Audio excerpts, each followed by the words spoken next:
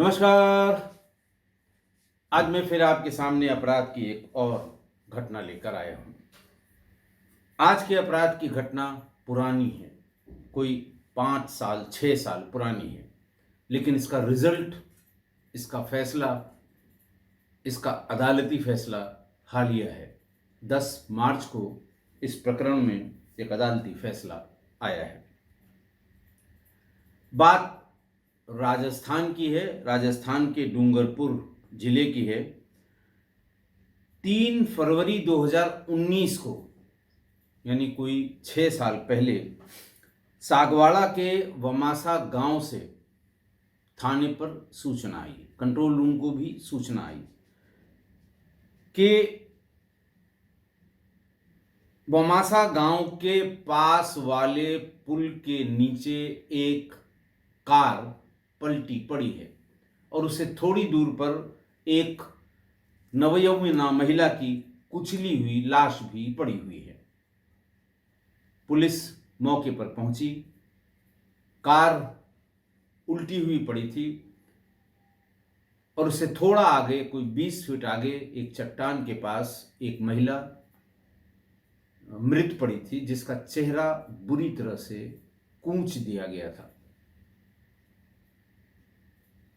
जिस पत्थर से उसको कुचला गया था, उसके चेहरे को, वो पत्थर भी पास में पड़ा हुआ था। वो खून आलूदा पत्थर था, यानी खून उस पे ढेर सारा लगा हुआ था। पुलिस पहुंची और गाड़ी के नंबर से फौरन पता लग गया कि ये कौन है। इसकी मालकिन थी ऋचा शर्मा, और वहीं पास में एक गांव है जहां की साबला की वो रहने वाली थी। वहां से जाकर उनकी सगी बहन को खबर की गई। उनकी सगी बहन थी चारुलता शर्मा की उम्र 39 साल और मृतका ऋचा शर्मा की उम्र 33 साल थी। खैर, पुलिस ने जो इनिशियल सब चीज़ें होती हैं वो देखी। सीनियर ऑफिसर्स भी है, महिला की हत्या का मामला था, और पुलिस ऑफिसर्स को उस समय ये शंका हुई कि जो शरीर पर चोटें हैं वो इस तरह के एक्सीडेंट से हुई चोटों से मिलान नहीं खा रहे थे। जैसे चेहरे का कुचल जाना, लेकिन गाड़ी के विंड स्क्रीन, फ्रंट या बैक स्क्रीन, किसी के भी शीशे में खरोंच ना आना।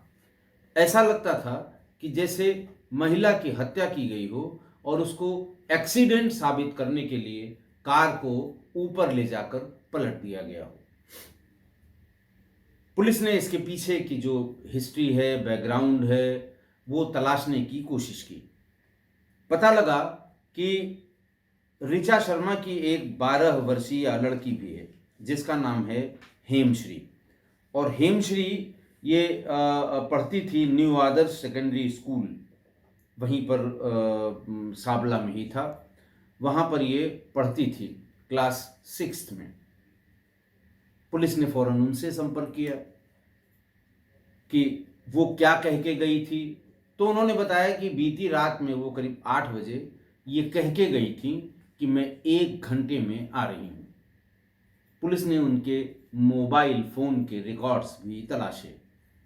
उनके मोबाइल फ़ोन के रिकॉर्ड्स का भी विश्लेषण किया और ये पता लगा कि उनसे सबसे ज़्यादा बात, मृत्यु के पहले सबसे ज़्यादा बात जिससे हुई है उसका नाम है प्रदीप कुमार पुरोहित, जो पेशे से तांत्रिक था, जिसको तांत्रिक के रूप में लोग जानते थे।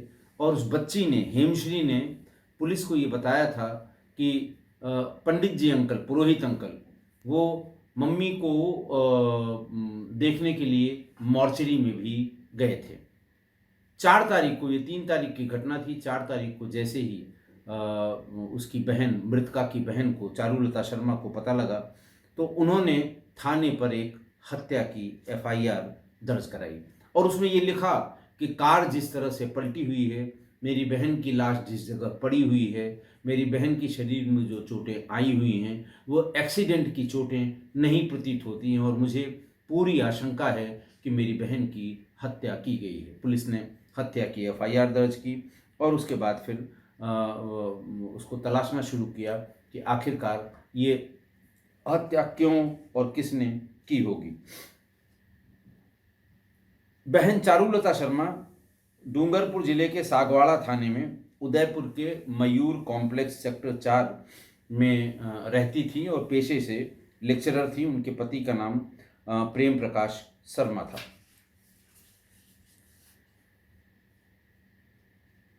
पुलिस ने इन लोगों की बैकग्राउंड भी तलाशी कि शायद इस बैकग्राउंड में ही उनको इस हत्या का कारण या इसके कारक या इसके पीछे के आदमियों का पता लगे।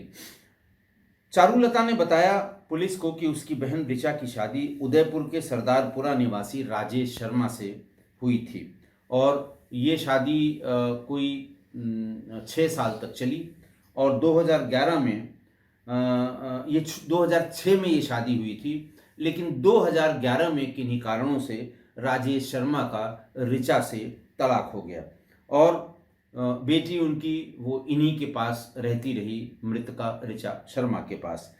तलाक के 4 साल बाद 2016 में मुंबई के कल्याण के रहने वाले परीक्षित शर्मा से इन्होंने दूसरी शादी कर ली। 2018 में वो मुंबई शिफ्ट हो गई क्योंकि वो उनका पति यानी जो दूसरी शादी उन्होंने की थी परीक्षित शर्मा, वो मुंबई में ही रहा करते थे।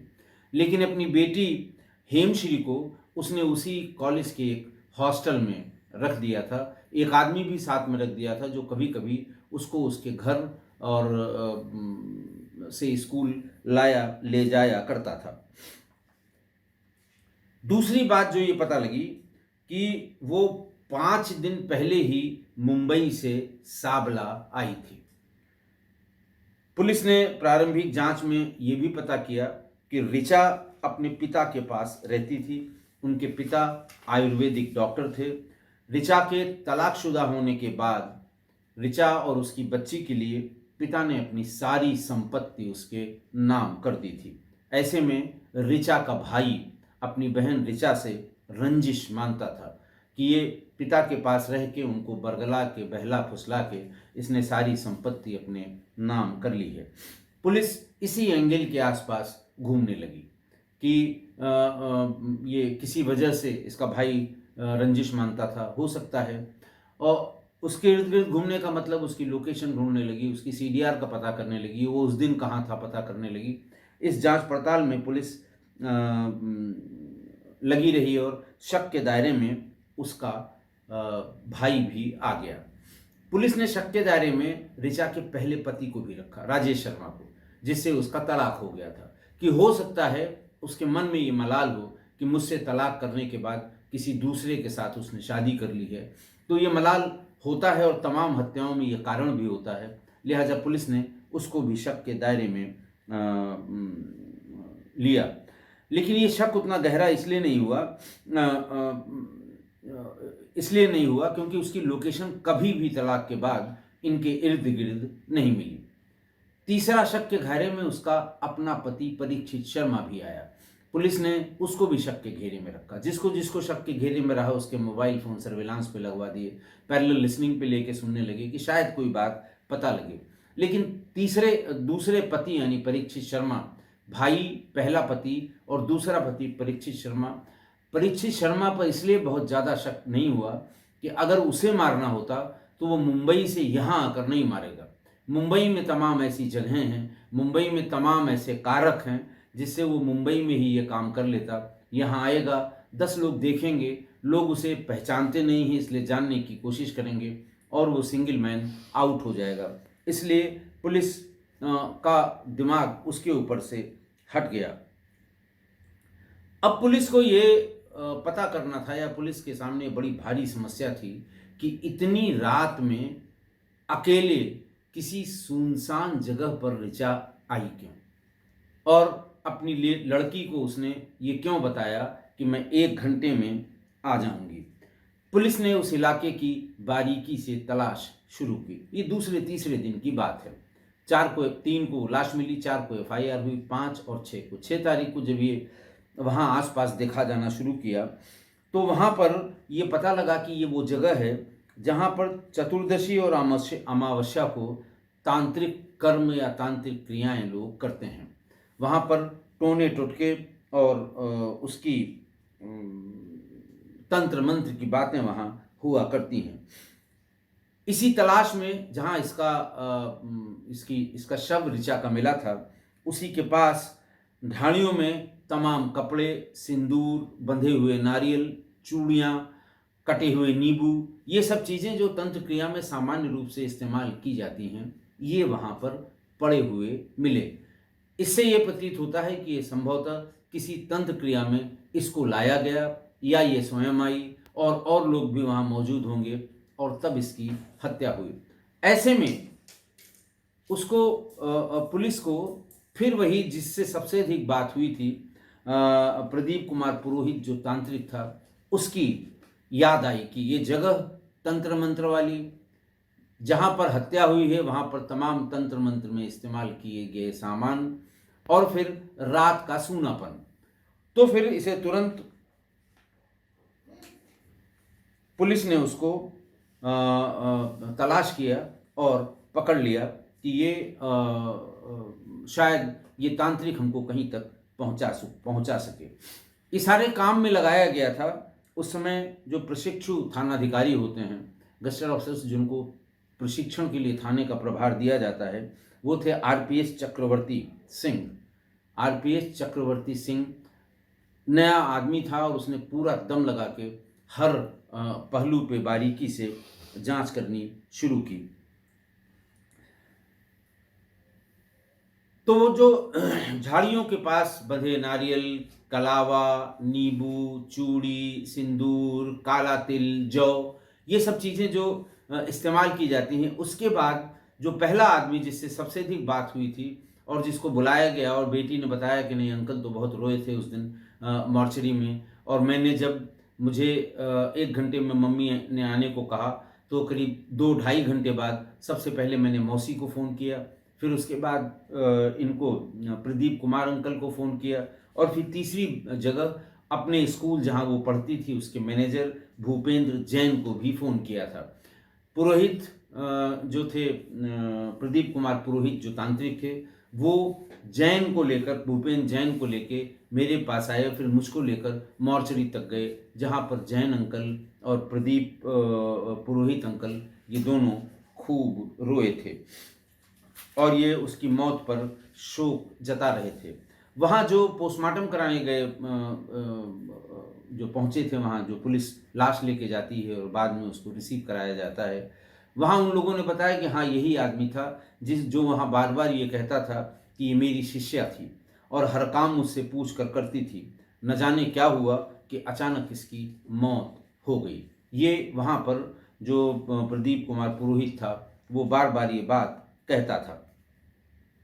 मैंने आपको बताया कि उसकी बेटी ने पुलिस को बताया कि हमने भूपेंद्र जैन अंकल को और पुरोहित अंकल को, मौसी को, इन सब को कब कब फ़ोन किया था। बहरहाल अब पुलिस की समझ में कुछ कुछ आ रहा था, लिहाजा उसने सबसे पहले प्रदीप को हिरासत में लेकर पूछताछ करनी शुरू की। पहले तो वो कुछ नहीं बोला, जैसा सभी अपराधी करते हैं, जो सभी जिनके ऊपर अपराध सिद्ध भी हुआ वो भी शुरू शुरू में यही कहते हैं मुझसे कोई मतलब नहीं, मैं था नहीं, ये नहीं था, वो नहीं था। लेकिन फिर पुलिस अपने पर आ जाती है, विशिष्ट श्रेणियाँ इस्तेमाल करती है, तमाम तरह के तौर तरीके इस्तेमाल करती है। यही उस पुरोहित के साथ भी किया गया, प्रदीप पुरोहित के साथ, और तब वो अपनी औकात पर आ गया और उसने फिर जो सिलसिलेवार चीज़ें बताईं वो बहुत चौंकाने वाली थी। उसको सुन के जो पुलिसकर्मी जो उसकी बात को सुन रहे थे वो भी सकते में आ गए। उसने बताया कि ये हत्या उसने, यानी उस प्रदीप कुमार पुरोहित ने, प्रदीप कुमार तांत्रिक ने, उसने किरणदीप और एक चपरासी की मदद से ये हत्या की थी। पूछताछ में जो स्कूल का मालिक है भूपेंद्र जैन, उसका भी हाथ सामने आया। मैंने पहले बताया चूंकि बेटी जो वहाँ पढ़ती थी, इसलिए ऋचा शर्मा स्कूल के मालिक भूपेंद्र जैन के बहुत करीब आ गई थी और अपनी वहाँ स्थानीय छोटी मोटी समस्याओं के लिए वो उनसे भूपेंद्र जैन से ही बात करती थी। भूपेंद्र जैन कर्ज में डूब गया था। अय्याश टाइप का आदमी, स्कूल चलाता था, दोनों हाथ से खर्च करता था और फिर वो लगातार स्कूल चलाने के लिए पैसा लेता रहा, कर्ज में डूबता रहा और उसे कहीं से लोन भी नहीं मिल रहा था, क्योंकि मार्केट में ये हल्ला था कि ऑलरेडी ये इसके पास इतना कर्ज है कि अगर लोन लिया भी इसने तो वो सुधर नहीं पाएगा, वो दे नहीं पाएगा। अपना ये कर्ज उतारने के लिए, या आप आजकल देखते होंगे बहुत ढेर सारी रील आती हैं कि साहब अगर आपके ऊपर कर्ज बहुत है तो ये उपाय कर लीजिए और 1 हफ्ते में आपका कर्ज उतर जाएगा। तमाम गारंटियां आजकल, रील का ज़माना है, रील में लोग देते रहते हैं। तो इसी तरह उसने प्रदीप तांत्रिक से संपर्क किया और ये कहा कि मेरा कर्जा मुझको मार डालेगा और कोई टोटका करिए, कोई टोना करिए, कोई उपाय करिए कि हमारा कर्जा उतर जाए। वो टोने टोटके के लिए प्रदीप पर बहुत विश्वास करता था। इधर हुआ यूं कि कुछ ये जो ऋचा है, ऋचा से इन्होंने बातचीत में, फरेब में भूपेंद्र जैन ने, यानी स्कूल के मालिक ने 30 लाख रुपए उधार ले लिए और ये कहा कि इसकी ब्याज इतना है, मैं देता रहूँगा और धीरे धीरे करके ये उधार मैं पूरा कर दूंगा। और समय समय पर भारी ब्याज चुकाना पड़ता था स्कूल के मालिक भूपेंद्र जैन को।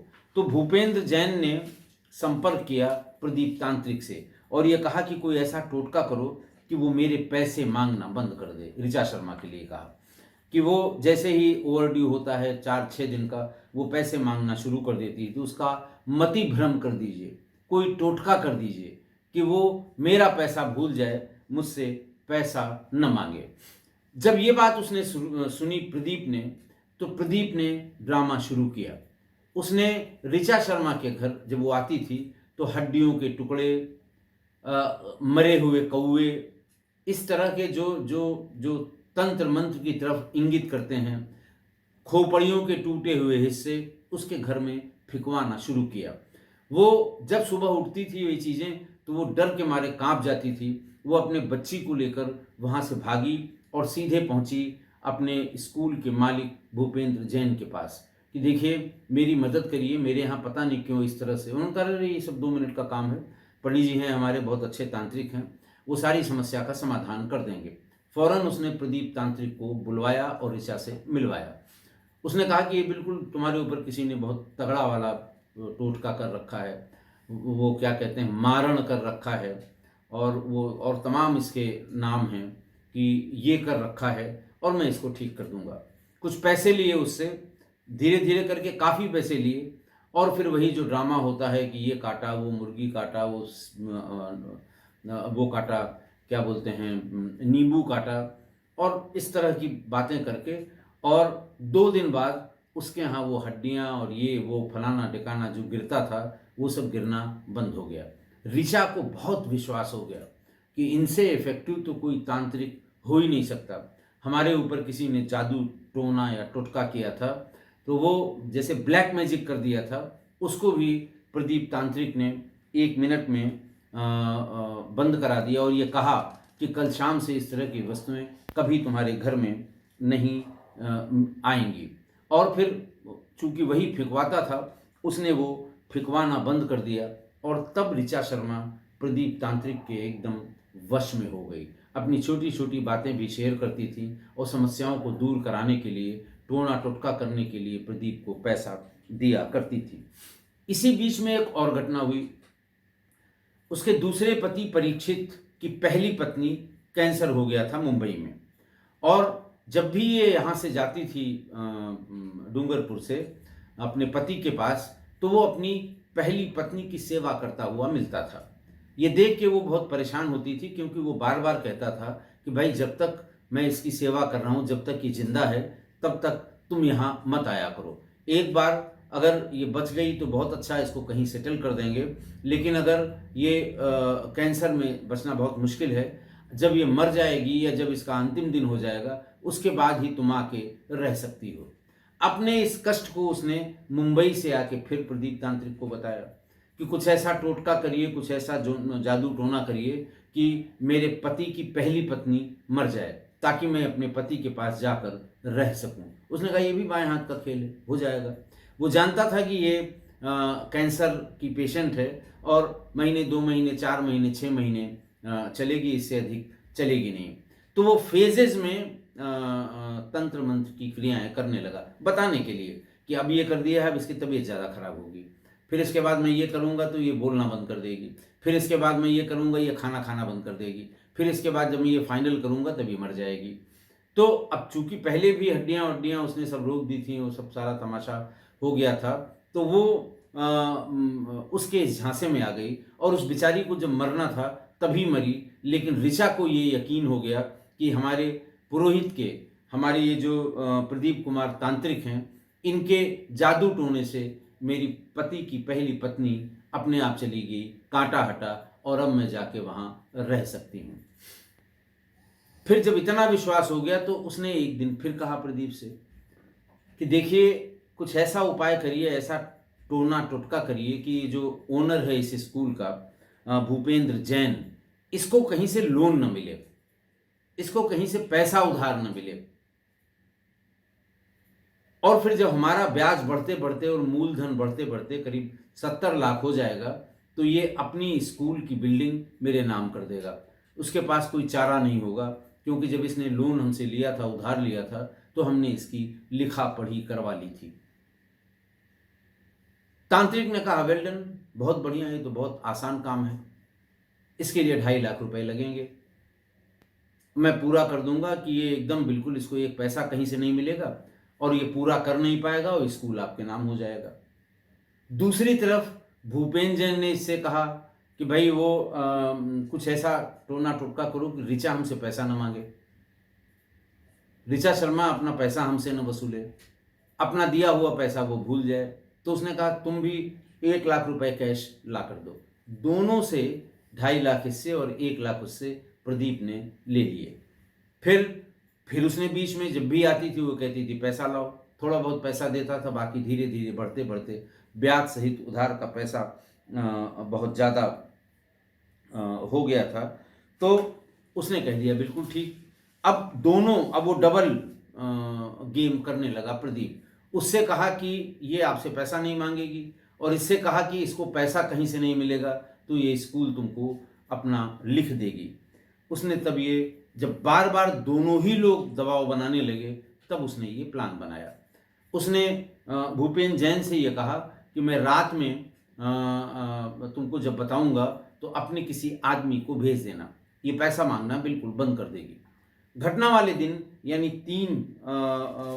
3 फरवरी 2019 से एक दिन पहले यानी 2 फरवरी 2019 को रात में 9 बजे प्रदीप ने फ़ोन किया और फ़ोन करके ये बताया कि तुम सीधे फलां जगह पर आ जाओ, लेकिन एक बात ध्यान रखना, किसी से इस बात का जिक्र नहीं करना कि तुम जा कहाँ रही हो, क्योंकि जैसे ही तुमने बताया सारा असर खत्म हो जाएगा। यहाँ तक कि कहा कि तुम अपनी बेटी को भी मत बताना कि तुम किसके बुलाने पे जा रही हो, कहाँ जा रही हो। ऋचा ने वैसा ही किया, उसने अपनी बेटी तक को नहीं बताया और यही कहा कि मैं अभी थोड़ी देर में आती हूँ, गाड़ी लेकर निकल गई। फिर प्रदीप तांत्रिक ने इसकी बेटी से कन्फर्म किया कि मम्मी कहाँ गई हैं। उसने कहा कि पता नहीं कहाँ गई, भी थोड़ी देर में आ जाएंगी। यानी वो मुतमईन हो गया कि जब मैंने कहा किसी को नहीं बताना तो ये अपनी बेटी को भी नहीं बताएगी। फिर यही क्रम उसने 3 तारीख को दोहराया कि तुम आ जाना 9 बजे के आसपास फलां पुल के पास आकर, लेकिन बताना किसी को नहीं। खैर वो इस पर इतना यकीन करने लगी थी कि वो अपनी गाड़ी लेकर प्रदीप के बताए हुई जगह पर पहुंच गई।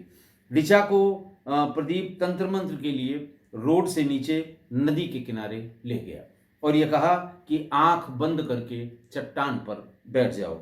ऋचा ने आंखें बंद कर ली और चट्टान पर बैठ गई। मतलब उसको सबका अपना अपना होता है। उसको ये था कि भाई किसी तरह से भूपेंद्र को पैसा न मिले तो इतनी बड़ी प्रॉपर्टी वो हमारे नाम आ जाएगी, हमारा फायदा होगा। लेकिन वहाँ पर पहले से ही 2 लोग मौजूद थे। उसका चपरासी जो भूपेंद्र जैन का था, उसने कहा था अपने आदमी को भेज देना। तो भूपेंद्र जैन का चपरासी एक और व्यक्ति वहाँ मौजूद था। जब ये ऋचा वहाँ पर पहुँची, प्रदीप से बातचीत की, प्रदीप ने हिलाया डुलाया, सिर नीचे करके रखो, आँख बंद करके रखो, बाल खोल के रखो, तमाम तरह के जो टेंट्रम्स वो बताते हैं, उसने वैसा ही किया और उस चट्टान पर बैठ गई। और उस चट्टान पर बैठते ही जो भूपेन जैन ने अपना हेल्पर एक चपरासी भेजा था, उसने लाठी से बहुत ज़बरदस्त तरीके से उसके सिर पर वार किया। वो वहीं पर गिर पड़ी, बेहोश हो गई और थोड़ी देर में मर गई। फिर उसने पत्थर, पास में से पत्थर, नदी के किनारे पत्थरों की कमी नहीं है, पत्थर उठाकर उसके चेहरे को अच्छी तरह से कुचल दिया। फिर ये तीनों मिल के गए गाड़ी के पास, गाड़ी को खिसका के थोड़ा और आगे ले गए और वहीं से हाथ उठा के नीचे पलट दिया। लेकिन गाड़ी का न तो कहीं शीशा टूटा, न कोई बहुत ज़्यादा गाड़ी पर असर हुआ कि इससे ये लगे कि बुरी तरह से एक्सीडेंट हुआ था, जिसकी वजह से ये महिला की मृत्यु हो गई। उसके बाद भी, हत्या के बाद भी मॉर्चरी में जब ये सब हो रहा था और ऋचा ने जब हत्या का मुकदमा लिखवाया था, तो भूपेंद्र ने ऋचा की बहन और रिश्तेदारों को ये कहा कि आप लोग हत्या की बात बिल्कुल मत करिए, क्योंकि इसमें आपको क्लेम नहीं मिलेगा। अगर ये एक्सीडेंट की बात आप लोग करेंगी तो उससे क्लेम की बहुत बड़ी राशि उसको मिल जाएगी, जो उसकी बेटी के काम आएगी। लेकिन बहन उसकी कतई मानने को तैयार नहीं थी। उस समय जो प्रशिक्षु आईओ थे आरपीएस, वो वर्तमान में अतिरिक्त पुलिस अधीक्षक हैं, एसीपी जोधपुर हैं, चक्रवर्ती सिंह। उन्होंने भी बताया कि एक्सीडेंट वाली बात कभी भी पुलिस के गले नहीं उतरी थी। उन्होंने ये बताया कि जिस स्थान पे कार पलटी थी वहाँ काफ़ी आगे नीचे चट्टान पर ऋचा की लाश पड़ी मिली थी। कार और लाश के बीच में बड़ी बड़ी झाड़ियाँ थीं। गाड़ी के गेट और कांच सही सलामत थे। ऐसे में किसी भी एंगल से गाड़ी से निकलकर ऋचा का वहाँ गिरना संभव नहीं था। पूछताछ में आसपास से गुजरने वाले लोगों ने बताया कि जब गांव के लोग गए थे शुरू में, तो गाड़ी सीधी साथ बिल्कुल सीधे सीधे खड़ी हुई थी और 1 घंटे गुजरने के बाद जब वो लोग वहाँ आए तो गाड़ी नीचे पलटी हुई दिखाई पड़ी थी, लेकिन कोई भी व्यक्ति घायल नजर नहीं आया था। बहरहाल 48 घंटे में ही पुलिस ने इस पूरे घटनाक्रम का खुलासा किया। बहुत जल्दी इसकी चार्जशीट सबमिट हुई, ट्रायल हुआ और अभी 10 मार्च को डूंगरपुर डिस्ट्रिक्ट एंड सेशन जज के यहाँ से इन चारों को, चार का मतलब प्रदीप पुरोहित जो तांत्रिक था, भूपेंद्र जैन जो उस न्यू आदर्श सेकेंडरी स्कूल का मालिक था, किरणदीप जिसको इन्होंने सहायता के लिए भेजा था, और राकेश एक उनका चपरासी था जो जैन का जो मालिक थे उनका चपरासी था। इन चारों को कोर्ट ने आजीवन कारावास की सजा सुना दी। आज की घटना, एक लालची, ढोंगी और चालाक तांत्रिक की वजह से ऋचा की हत्या हो गई। तांत्रिक अपने टोना टुटका और तंत्र को साबित करने के लिए पैसा लेता था, इसलिए उसको साबित भी करना है। जब इसे कहा कि किसी ने कहा कि साहब इतना पैसा दूंगा, फलाने के ऊपर तंत्र कर दीजिए ताकि वो मर जाए, तो वो ऐसा तांत्रिक था कि उसकी हत्या करवा देता कि मैंने कहा था ना कि ये मर जाएगा 2 महीने में, मेरे तंत्र में बहुत दम है। तो वो कुछ भी करवाता था अपनी बात को साबित करने के लिए। ऋचा की स्कूल मालिक से नज़दीकी हुई, उससे स्कूल मालिक ने, भूपेन जैन ने उधार ले लिया। उधार न मांगे इसके लिए तंत्र का ड्रामा किया गया। ऋचा कब्जे में नहीं आ रही थी तो उसके यहाँ हड्डियाँ फेंकवानी शुरू कर दी। फिर जब तांत्रिक से उसकी मुलाकात कराई गई और कुछ पैसे खर्च करने पर वो तांत्रिक क्रिया कराई गई, हड्डियाँ गिरनी बंद हो गईं। कराया उसी ने सब था।